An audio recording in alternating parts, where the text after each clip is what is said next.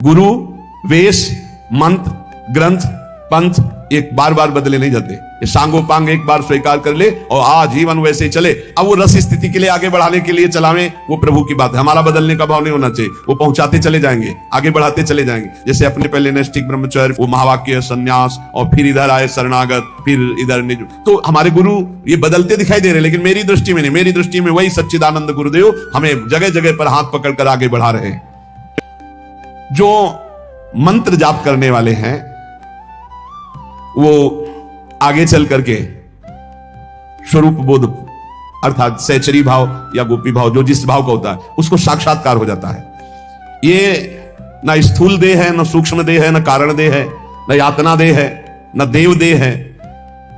ये जैसे प्रिया प्रीतम वैसे ही ये भाव देह है, बिल्कुल वैसे चिदानंदमय भाव। ये तब साक्षात्कार हो जाता है उपासक। जो आज आप अभी पीछे सूत्र सुन रहे हैं उनके अनुसार जहां काम नष्ट हुआ और युगल मंत्र निरंतर चल रहा है, तो इसी निज मंत्र से स्वरूप बोध हो जाता है। स्वरूप बोध अपना सहचरी स्वरूप से अपने आप का दर्शन अनुभव होने लगता है।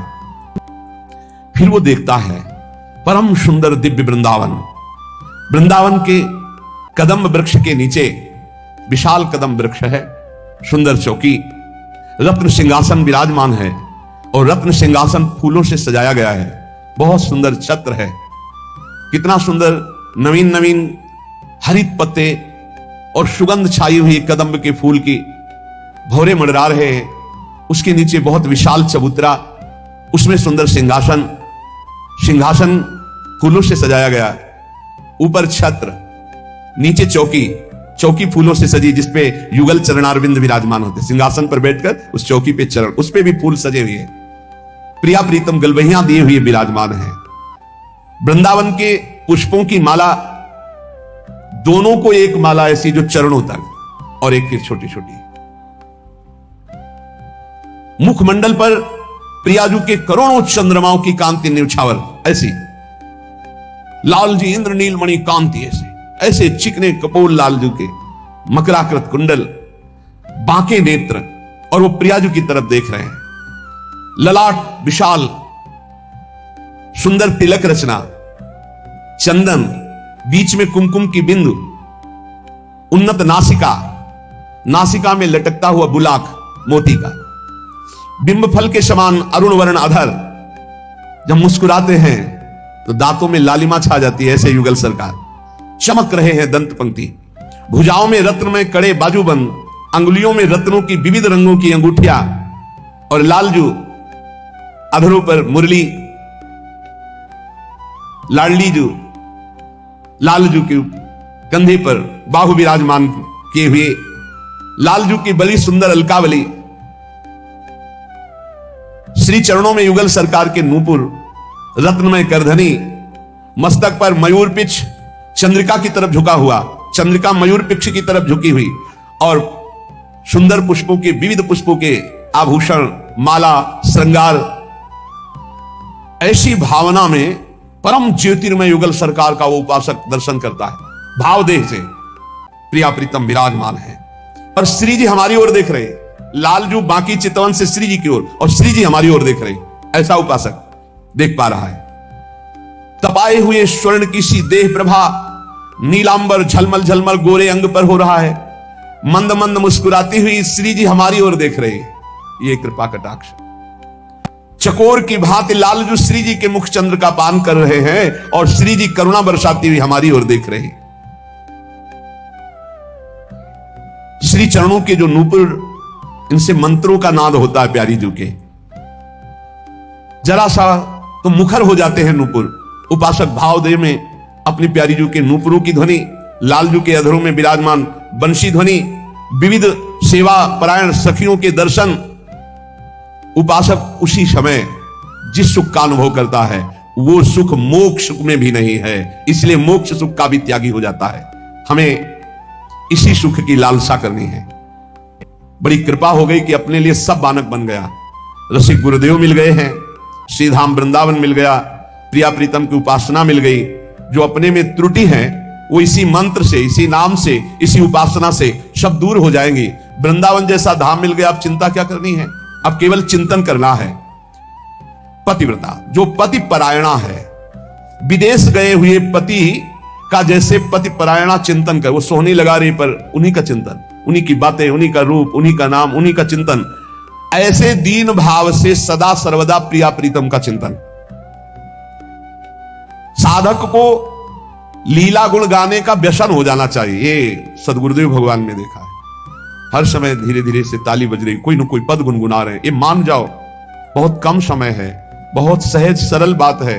नाम वाणी जहां श्याम श्यामा तहां, मंत्र में मन लगे तो ठीक है, ना लगे तो कोई बात नहीं, पद में जरूर लगाओ, पद गुनगुनाओ, इसमें मन लगने की बात नहीं। अब हम गुनगुना रहे हैं, पद कोई भी उठा लेते हैं। श्रीमद चतुरासी जी में 84 पद है, अगर आपको 84 कंठस्थ नहीं है तो 2-4 तो हो ही गए होंगे। अच्छा, कुछ कंठस्थ नहीं तो आरती वाले तो हो ही गए हैं ना। आज निकी बनी श्री राधिका नागरी, और आज नागरी किशोर बनी श्री राधा मोहन जू की जोड़ी, ये तो याद ही हो गए होंगे सबको। इन्हीं को बार बार चलाओ, आप देखना इनका प्रभाव देखना, बहुत महिमामय है। इस मार्ग के उपासक को लीला गुण गायन में आसक्ति होनी चाहिए। आसक्ति, अब हम इसके बिना रह नहीं सकते, बहुत कृपा होती है। अब जैसे चुप शांत हुए, बिना प्रयास के पद चल रहा है, तब आपको कैसा आनंद होगा। बिना प्रयास के प्रिया प्रीतम का चिंतन चलने लगा, बहुत सुख का विषय है, बहुत आनंद का विषय। एक बार हिम्मत करके लग जाइए। बहुत लंबे समय से जैसे अपने पति के वियोग में दुखित होकर के निरंतर अपने पति का चिंतन पतिव्रता करती है, ऐसे ही उपासक का चिंतन, जैसे घोंसले में बैठा हुआ जिस पक्षी के बच्चे के अभी पंख नहीं निकले, वो केवल मां के सहारे है, ऐसा चिंतन अपने इष्ट देव का हो। वो केवल मां की बाट जो रहा है। देखो इसमें क्या साधन है, सच्ची शरणागति का स्वरूप यह है। जिस बच्चे के, चिड़िया के बच्चे के अभी पंख नहीं निकले, वो घोंसले में बैठा है, उसका आहार विहार सब मां के ऊपर निश्चित है, वो केवल मां की बाट जो होता है, ऐसे शरणागत को केवल भगवदाश्रित, केवल प्रभु की बाट जो होनी चाहिए, प्रिया प्रीतम की। उपासक को दैन्य भाव से प्रभु से कहना चाहिए, हे प्रभु, मैं पुत्र में, पत्नी में, घर में फंस गया हूं। प्रार्थना करनी चाहिए, प्रभु इस संसार के राग में इतना फंस गया हूं। 2 बातें कही तो विरक्त के पास तो ये सब नहीं, पर वो संसार के राग में फंस जाए। ये संसार है, शरीर की वासनाएं, भोग, नाना प्रकार की, गृहस्थ में स्त्री पुत्र परिवार आदि। प्रार्थना करनी चाहिए, नाथ मैं इनमें फंस चुका हूं और आप है शरणागत भय भंजन, तो हे युगल सरकार मेरी समस्त आसक्ति को हटा दीजिए और ये आसक्ति अपने चरणों में लगा लीजिए। मैं जो कुछ भी हूं, जैसा भी हूं, आपका हूं, मेरे लोक परलोक सब आपके चरणों से है।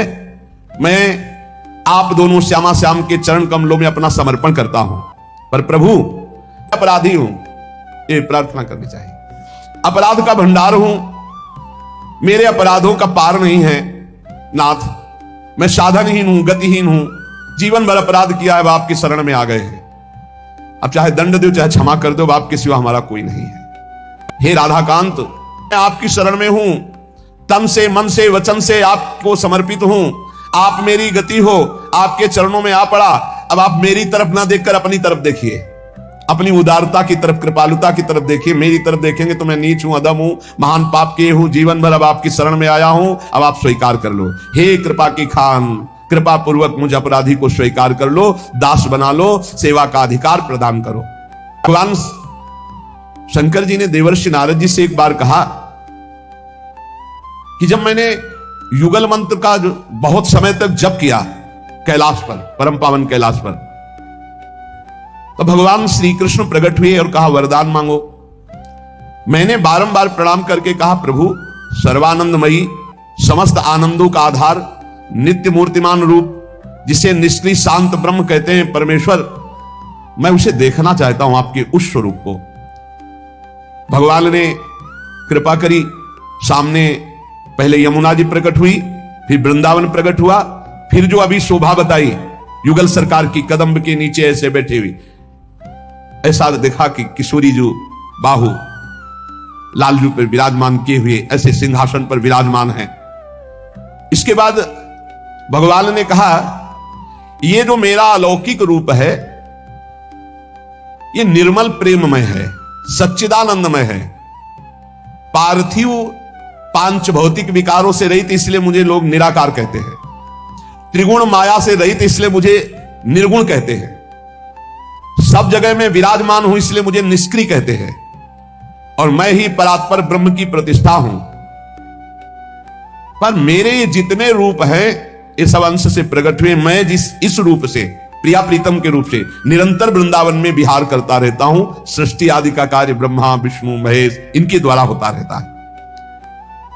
जो मेरे इस दिव्यता को नहीं जानते हैं तो हे महेश्वर, वो अपने चर्म चक्षु और त्रिगुणात्मिका बुद्धि के द्वारा ना मुझे देख पाते ना मुझे समझ पाते हैं। इसीलिए वेद मुझे अरूप कहते हैं, वेद नेति नेति कहते हैं। मैं अपने भगवद अंश के द्वारा सब लीलाएं करता हूं, पर ये प्रिया प्रीतम के रूप में निरंतर निकुंज में विराजमान रहता हूं। मेरे ही अंश से ब्रह्मा विष्णु और रुद्र, गर्ग संहिता में पढ़ के देख लेना, पढ़ना चाहिए शास्त्रों को, जिससे हमें पता चलता है हमारे प्रभु क्या है। तो भगवान श्री कृष्ण चंद्र ने जो विनय की, भगवान शिव ने तो अपना रूप दिखाया यही प्रिया प्रीतम का। तो भगवान शंकर ने ही कृपा करके ये नरसिंह मेहता को लास विलास दिया, यही कृपा करके प्रबोधानंद जी को दिया, यही कृपा करके प्रेमानंद को दिया। ये उन्हीं का कृपा प्रसाद, वही देते हैं। तो उपासक को इस बात पर दृढ़ रहना चाहिए कि हमें जो ये प्रिया प्रीतम की उपासना मिली, ये न जाने किस जन्म में किन किन की साधना की, उसके फलस्वरूप मिली। वो कोई साधारण उपासना नहीं है। जिसे बहुत ध्यान देने के बाद इस प्रेम रस की प्राप्ति करनी है, वो संप्रदायवाद के झगड़े में भी ना फंसे। संप्रदायवाद के बड़े झगड़े होते हैं, इसमें ना फंसे। किसी की निंदा नहीं, सब भगवान के स्वरूप सत्य हैं, सब महान है। जो जहां उपासना करते हैं, मेरे लिए जो मेरे गुरुदेव ने दिया, बस श्यामा श्याम उनका नाम, उनकी उपासना, बस हमसे इतने से मतलब है। सारे सत्कर्म हो गए, जिससे असत्कर्म बने थे सब नष्ट हो गए। आजीवन अब वृंदावन वास करूंगा, वृंदावन से कभी बाहर नहीं जाऊंगा, ऐसा संकल्प करते ही सारे अपराध भस्म हो गए। पर ऐसा नहीं कि फिर चले जाओ वृंदावन वास, तो फिर आजीवन वृंदावन वास। श्री हरि की संपूर्ण आराधना का फल प्राप्त हो गया, जो अखंड वृंदावन वास का नियम ले लेता है। संपूर्ण उपनिषदों का फल ब्रह्मबोध अपने आप यहीं प्राप्त हो जाएगा वृंदावन में। जो श्रुति में उपनिषद का तत्व है ब्रह्मबोध, वो हो जाएगा यहां। हरि की संपूर्ण आराधना प्रेममयी हो जाएगी, सारे सत्कर्म हो जाएंगे, सारे पाप आपके उसी क्षण नष्ट हो जाएंगे जब आप वृंदावन वास का नियम ले लेंगे। लेकिन फिर समझो, तर्क न कर देना कि फिर भोग क्यों मिलता है, प्रारब्ध का। पाप कर्म नष्ट हो गए, लेकिन प्रारब्ध का भोग भोगना पड़ेगा, क्योंकि शरीर रचना के समय वो रख दिया गया है। इसलिए अब तुम सीधा वृंदावन का आश्रयवास स्वीकार करके निरंतर नाम, आज जो सुना ये प्रिया प्रीतम के प्रेम रस प्राप्ति के लिए है। अपने मन को, अपनी वाणी को संयम में रखते हुए श्यामा श्याम के भजन में डूबो। अपने को श्री जी की प्राप्ति करनी है, श्री जी के मार्ग में आगे बढ़ना है। कानों को बंद करो, सुनना बंद करो, बाहरी बातें सुनना बंद करो, देखना बंद करो, बाहरी से बोलना बंद करो, अपने कार्य में लगे रहो। भजन से केवल मतलब